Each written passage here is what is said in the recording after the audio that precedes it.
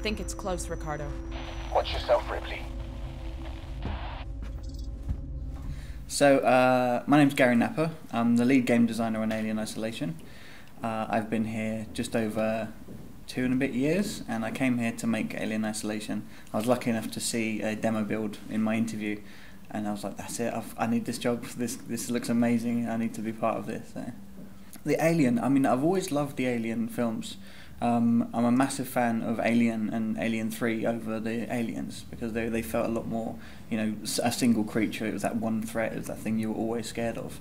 And I'd never really played a game that had delivered that. There's kind of games that had moment of that, where like the original AVP and AVP2, where you'd be sneaking through the marine levels and you knew there was something there, and for those few levels there was that tension and that kind of fear of this thing. But then as soon as the enemies were introduced, you tend to just gun them down, and it lost a lot of the fear of them. So the chance to be working on a game that is just all about that single alien and just, you know, trying to evade it and defend yourself against it was, yeah, really exciting, and yeah, I'm very proud of what we've made.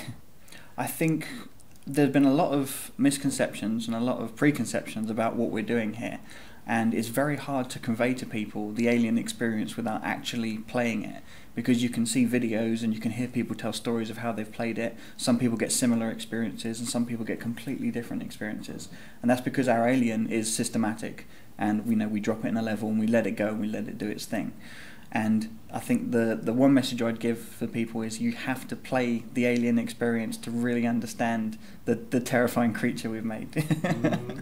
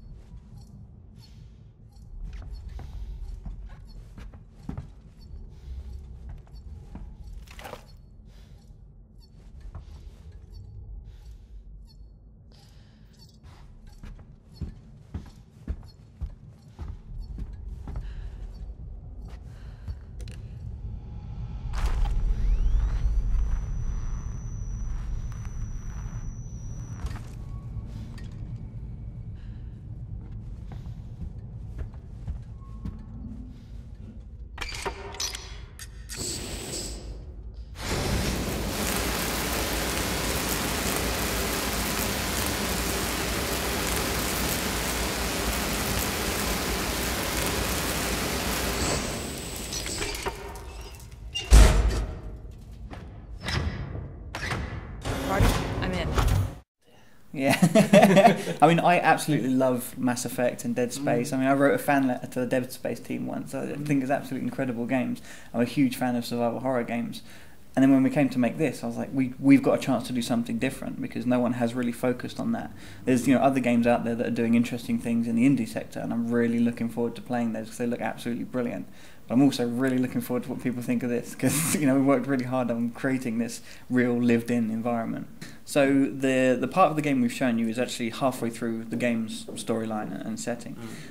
We chose to give you a part of the game where you were in a single area with the alien, and we removed all your abilities you'd have at that point, so you could just get that core experience of what it's like to see the alien.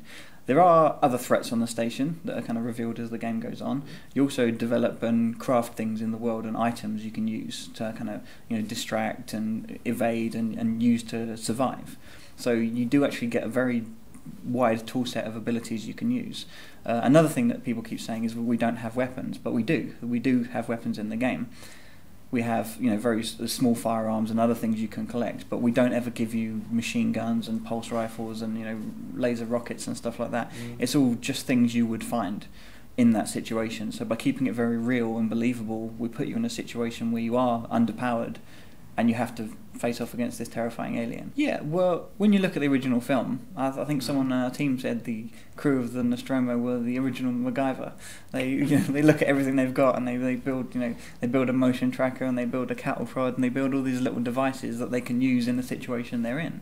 And we said, you would just do that if, you know, if you and I were stuck in a situation where we know we had no weapons, we'd build what we could out of what we could find. So that was an important part of our game design, to be able to use things in the environment to craft.